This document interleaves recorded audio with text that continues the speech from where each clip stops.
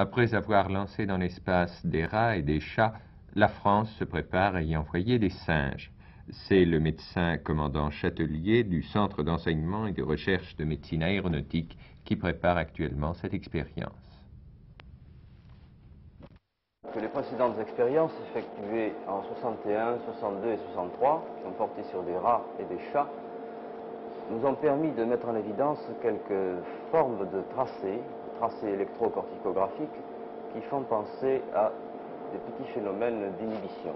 C'est-à-dire que le sujet en état d'apesanteur aurait des états entre le sommeil et la veille. Peut-être, mais de façon très fugace, de toute façon. Et c'est pour cela, pour mettre ceci en évidence, que nous préparons cette prochaine expérience. L'électrocorticographie représente, nous pensons qu'elle représente le reflet le plus fidèle du niveau de vigilance d'un animal ou d'un individu. Est-ce que vous pensez que certaines anomalies dans le comportement des cosmonautes pourraient s'expliquer de la même façon? Oui, je pense que oui. Effectivement, ce que l'on peut objecter à nos hypothèses de travail, c'est que les différents cosmonautes sont revenus sains et saufs et n'ont pas présenté de troubles importants. Toutefois, et si l'on épluche de près les résultats physiologiques, on trouve certaines anomalies à la fois de comportement et de sommeil. Ainsi, dans cette cage de Faraday se trouve un sujet qui subit des mesures actuellement qui serviront comme de référence quand plus tard on l'enverra dans l'espace. Quels enregistrements effectuez-vous en ce moment? Alors sur le singe qui se trouve dans la cage, le singe a reçu des électrodes à demeure au niveau du cerveau et nous avons de haut en bas, sur les 5 premières dérivations, correspondent au cortex gauche, c'est-à-dire à l'hémisphère gauche du cerveau. Les 5 suivantes correspondent à l'hémisphère droit du cerveau. La voie 11, celle-ci, correspond à une voie profonde qui est l'hippocampe. L'hippocampe qui est une structure profonde en relation avec des phénomènes de veille et des phénomènes émotifs. Les 3 voies suivantes sont des myogrammes, correspondant à des électrodes placées dans les muscles de la nuque, du biceps et du triceps. Ensuite, 2 voies de physiologie végétative, l'électrocardiogramme et le rythme respiratoire.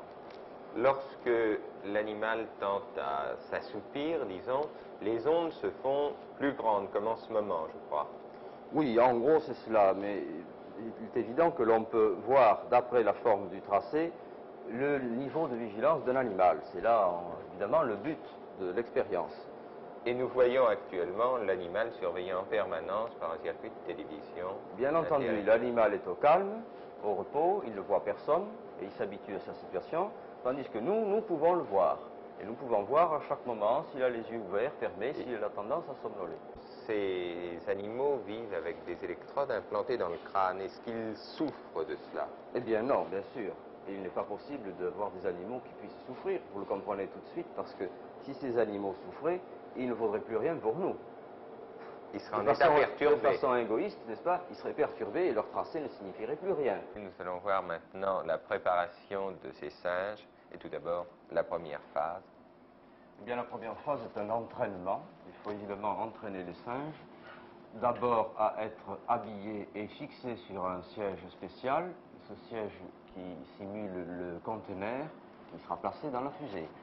Et nous avons dessiné et fait exécuter un vêtement particulier pour les fixer sur ce siège.